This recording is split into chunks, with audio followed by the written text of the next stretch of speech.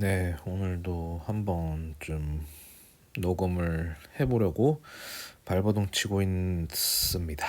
반갑습니다. 네, 오늘도 나름 날씨가 좋아서 산책을 했는데 전혀 떠오르는 생각이 없었습니다. 그래서 역시나 기사를 또 꺼내 들어서 기사에 대한 제 짧은 생각을 한번 남겨보려고 합니다.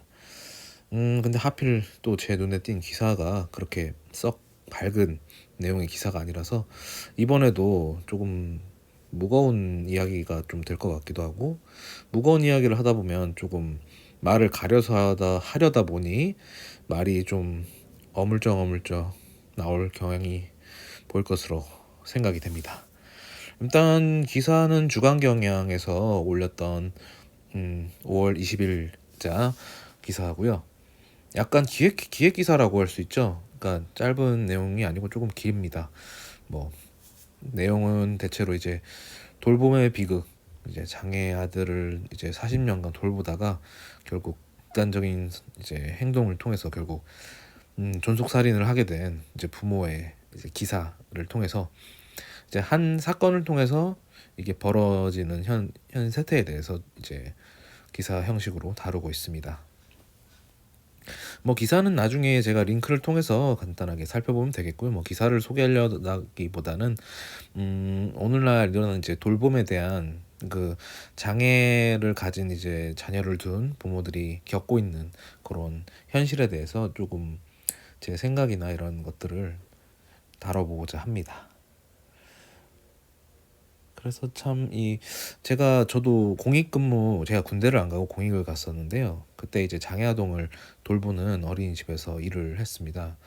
그때 이제 투입되기 전에 짧게 교육을 받을 때 그때 이제 강사님이 한 말 중에 장애를 가진 부모들의 이제 하나의 소원이 자녀보다 하루만 더 살다 가는 거라는 표현을 했습니다.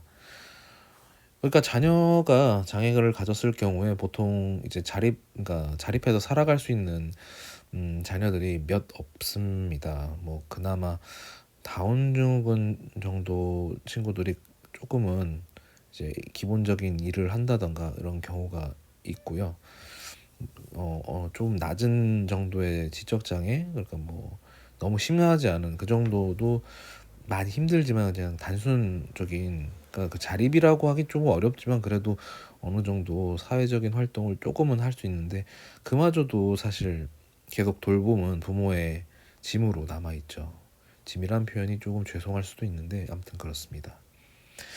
그러니까 참 이 선택이라는 게 어쨌든 그러다가 자녀를 돌보는 데 있어서 한계가 오다 보니까 이제 부모들 중에서는 결국 자녀에게 자녀의 목숨을 앗아가고 본인 또한 이제 삶을 끝내는 그런 상황들이 몇몇이 이제 꽤나 많은 사례로 있습니다.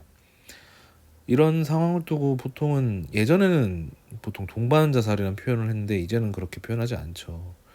이게 지금 자신만 삶을 마무리하면 되지 왜 죄 없는 자녀는 무슨 죄냐 라는 비난을 이 장애를 가진 부모에게 쉽게 던질 수가 없죠. 정말 최선을 다하다가 정말 삶의 막다른 길까지 오기 때문에 선택하는 그 상황에 대해서는 우리가 이해할 수 없는, 우리가 그 상황이 되지 않고선 이해할 수가 없습니다. 그렇죠?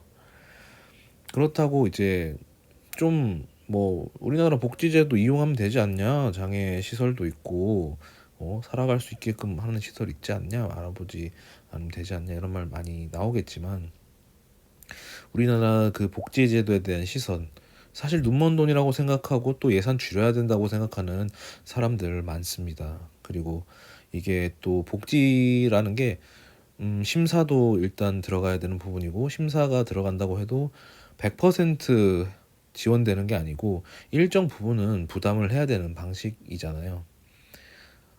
이 지금 부모들은 자녀를 그러니까 죽여야 할 만큼 극단적인 상황이라면 일정 부분을 부담할 수 없을 정도의 상황까지 내달았다라는 거죠. 그렇기 때문에 그 사람들이 백방으로 알아봤지만 정말 이런 선택밖에 할 수 없었지 않았나.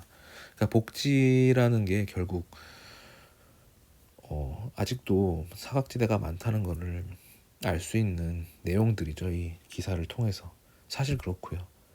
뭐 많이 나아지고 있다고 해도 여기 마지막 이 기사의 말미에도 20년 전이나 지금이나 여전히 복지에 대한 사람들의 태도나 복지의 그 수준이 그렇게 높아지진 않았다. 퍼센테이지 상은 올랐을 거예요. 근데 막상 그 혜택을 봐야 될 사람들이 제대로 못 보고 있는 점은 아직도 여전하니까 그게 문제인 거죠.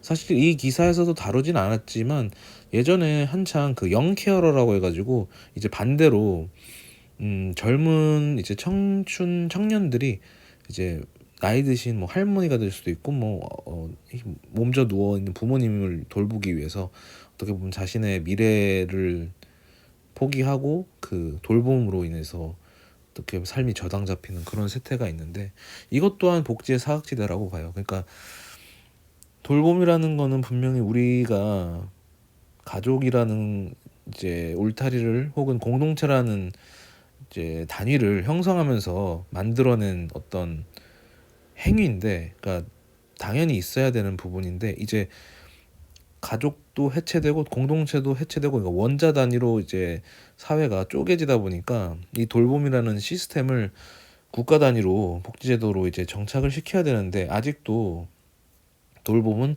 가정 내에서 이루어져야 되는 어떤 그런 식으로밖에 생각이 안 되다 보니까 결국 이런 비극들이 어딘가에서 일어나고 있고 또 돌이켜보면 굉장히 가까운 곳에서 이런 일들이 일어나고 있다라는 점은 진짜 당장 자신의 이웃이나 아니면 당장 자신의 친척 혹은 가족이 이런 일이 겪어야지 뼈저리게 느낀다는 게 좀 안타깝습니다. 저는 그래서 이런 기사들이 조금이나마 사회에 정말 화두를 던질 수 있는 기사가 됐으면 좋겠습니다. 근데 문제는 또 주간 경향신문이 이런 사회면 기사를 잘 다루는데 또 경향신문을 잘 안 보는 사람들은 이런 걸 놓치게 되죠. 뭐 경제면도 좋고 정치면도 좋은데 좀 사회면 또 좀 기획 기사들은 많이 좀 전달이 됐으면 하는 바람이 있습니다.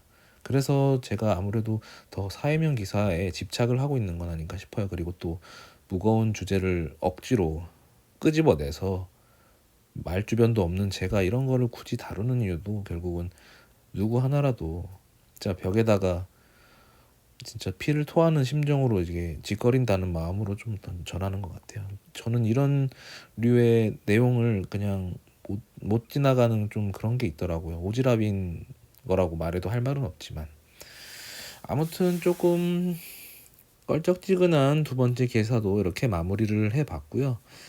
사실 좀 이게 성향이 바뀌긴 쉽지 않아요. 그래서 기사 같은 경우는 아무래도 사회면을 많이 뒤적이게 될 것 같고요. 그렇다고 제가 뭐 연예면을 뒤질 수는 없고 해외 축구를 다룰 수는 없으니까요.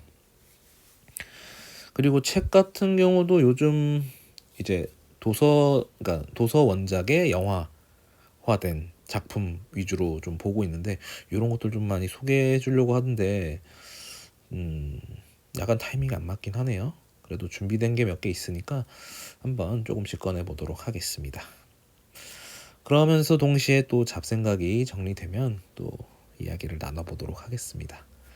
참 어쨌든 저는 지금 제가 하고 있는 최저임금의 삶이 이러한 글과 말을 남기는 이 작업을 방해하지 않을 정도라면 꽤 괜찮은 삶이라고 생각이 들면서 오늘도 라디오 마무리해 보도록 하겠습니다. 지금 이 시점까지 들어주신 분 너무나 감사드리고요. 다음에는 좀 더 잡스러운 내용으로 소식 전하도록 하겠습니다. 감사합니다.